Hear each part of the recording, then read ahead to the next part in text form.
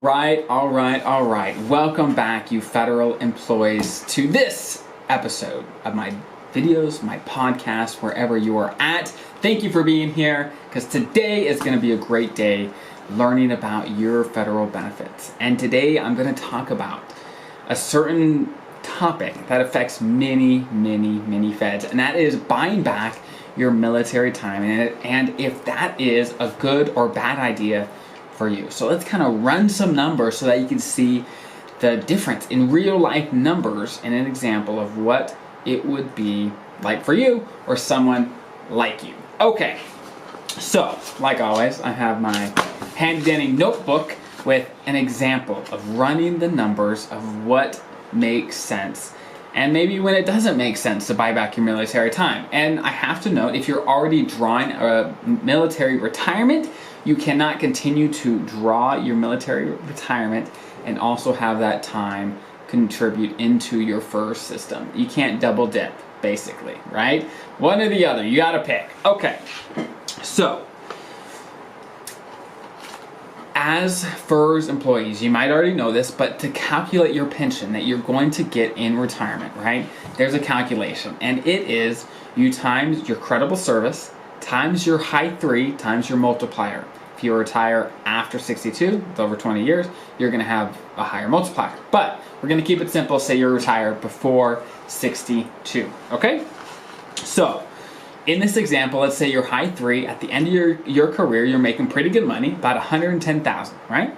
Let's say you had about 24 years of credible service and your multiplier is 1, okay? So if you run the numbers, then your yearly pension in retirement is going to be right around $26,400, right? That's what you'd get. So about $2,200 a month. $2,200 a month is what you'd get.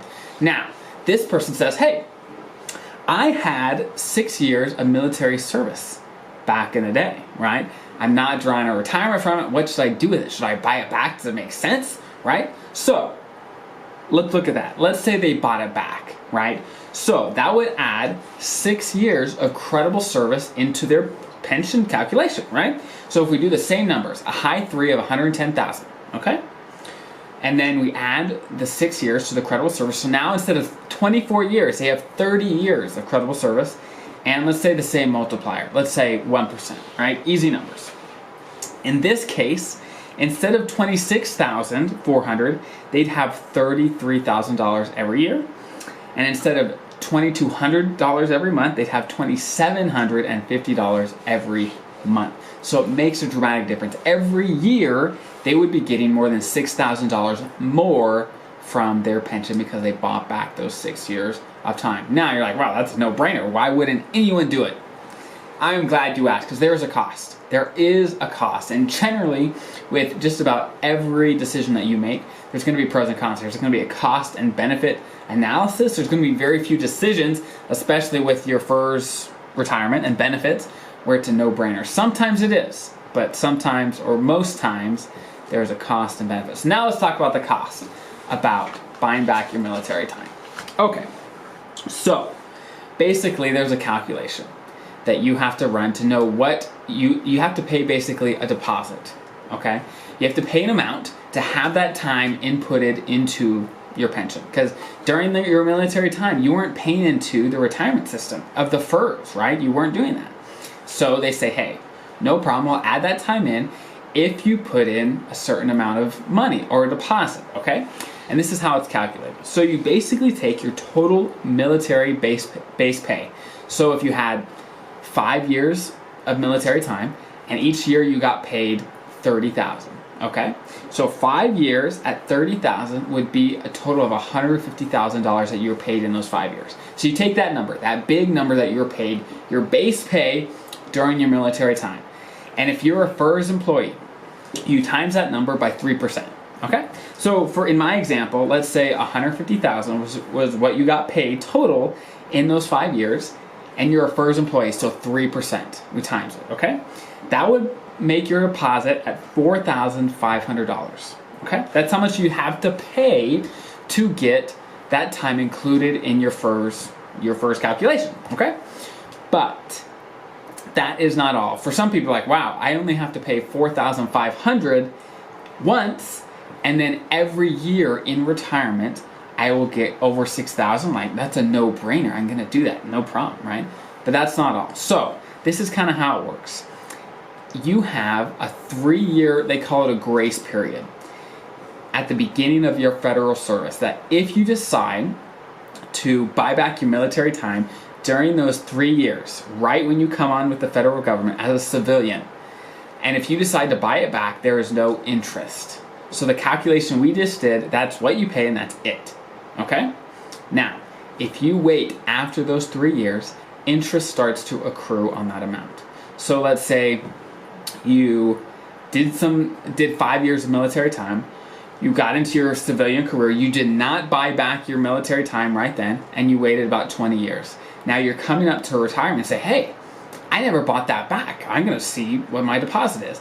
You're gonna have 20 years of interest that has accrued on that original deposit. So that deposit may be 2 to 3 times what it was originally. So the moral of the story is, if you decide, hey, this is a good idea for me, this makes sense, it checks all the boxes, do it as soon as possible so you don't have to pay extra interest. It's not worth it. Do it as soon as possible. Now, if you're saying, hey, I waited way too long, I should have done it earlier, there's a bunch of interest, it still might make sense for you to buy it back. Because let's say in this example, where the original deposit was about $4,500, right? Let's say that's what it would cost. But let's say if you were to buy it back, you'd get about $6,000 each year from your pension. It's like, okay, no brainer. But let's say you have interest and the deposit amount is times 3. Let's say you got to pay 15 grand. We'll make it easy numbers. Let's say you got to pay 15 grand for this deposit. It will only take less than 3 years, getting an extra 6 grand every year from your pension, to pay that back, right? For me, it's like no brainer. 3 years, easy peasy, no brainer at all. Now, where it gets a little harder to make that decision is, okay, it's actually gonna take me 10, 12 years, 15 years to get that back. Is that worth it? Do I wanna front all that money now to wait that long? I don't know. You have to make that decision for you. This is kind of how I frame the decision, and hopefully it helps you frame it so you say, okay, I have this going on in my life. I have this going on in my life. These are my retirement goals. Does this make sense for me? Okay? So that's how I would think about it. Now, buying back your military time is not just about how much you're going to get in your pension. It's also about your eligibility to retire. Let's say you're 60 or 59. You're 59. Oh, no, let's say 60. You're 60 years old and you have, let's say, 18 years of service. And you decide to buy back your 3 years of military time. That would bump your credible service up to 21 years. And you'd then be eligible for an immediate retirement at that point. So it can be hugely beneficial, not just for your pension, but also your eligibility to retire. So keep that in mind. That's another thing that kind of weaves its way in making this decision. So I hope this is helpful. And for all those feds out there that have had military time, or if you know someone that has, watch this. This could help them save years of pain, of work, or whatever, just because they know the rules and they know how it works and what the numbers look like for them, okay? So, again, I hope this is helpful. Again, I have tons and tons of content about federal benefits.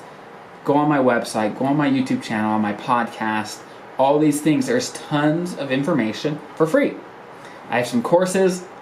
2 of them are completely free about the TSP, about Social Security, how to maximize those things to get the most out of your federal benefits and your federal retirement. Okay, until next time, have a good one.